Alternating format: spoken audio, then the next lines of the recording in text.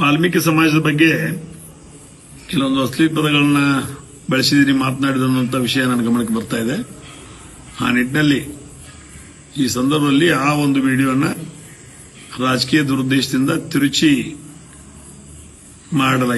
ತಿರುಚಲಾಗಿದೆ.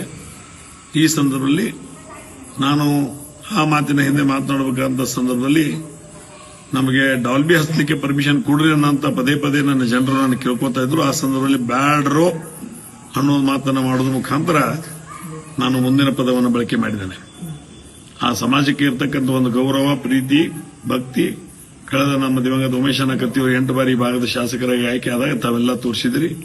ತಮ್ಮ ಆಶೀರ್ವಾದದಿಂದಲೇ ಮೊನ್ನೆ ವಿದ್ಯುತ್ ಸಹಕಾರಿ ಸಂಘದ ಚುನಾವಣೆ ನಾವು ಗೆದ್ದಿದ್ದೀವಿ. ಮುಂದಿನ ಎಲ್ಲ ಚುನಾವಣೆಗಳ ಸಹಿತ ತಮ್ಮ ಆಶೀರ್ವಾದದಿಂದಲೇ ನಾವು ಎದುರಿಸ್ತೀವಿ. ಈ ಒಂದು ಸಂದರ್ಭದಲ್ಲಿ ಇವತ್ತು ಆ ಒಂದು ಆಡಿಯೋ ಮುಖಾಂತರ ರಾಜಕೀಯ ಶೇಡನ್ನು ತೆಗೆದುಕೊಳ್ಳುವಂತ ಜನ ಇವತ್ತು ಹುಕ್ಕೇರಿ ವಿದ್ಯುತ್ ಸಹಕಾರಿ ಸಂಘದ ಸೋಲನ್ನ ಅನುಭವಿಸಿದ ಸಂದರ್ಭದಲ್ಲಿ ಅದನ್ನ ಅರಗಿಸಿಕೊಳ್ಳಲಾಗದೆ, ಜೊತೆಗೆ ಇವತ್ತು ಡಿಸಿಸಿ ಬ್ಯಾಂಕಿನಲ್ಲಿ ನನ್ನನ್ನು ರಮೇಶ್ ಕತ್ತಿಯನ್ನು ಸೋಲಿಸೇ ತೀರ್ಬೇಕನ್ನುವಂತ ಹಠ ತೊಟ್ಟಿರ್ತಕ್ಕಂಥವ್ರು ಇವತ್ತು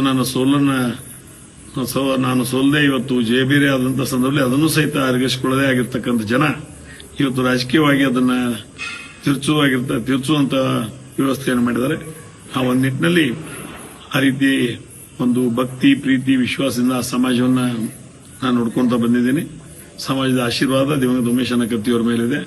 ಅವರೆಲ್ಲ ಆಶೀರ್ವಾದದಿಂದಲೇ 8 ಬಾರಿ ಶಾಸಕರಾಗಿ, ಮಂತ್ರಿಗಳಾಗಿ ತಮ್ಮೆಲ್ಲ ಸೇವೆ ಮಾಡಿದ್ದಾರೆ. ನಾನು ಸಹಿತ ಒಮ್ಮೆ ಲೋಕಸಭಾ ಸದಸ್ಯನಾಗಿ ತಮ್ಮೆಲ್ಲ ಸೇವೆ ಮಾಡಿದ್ದೇನೆ.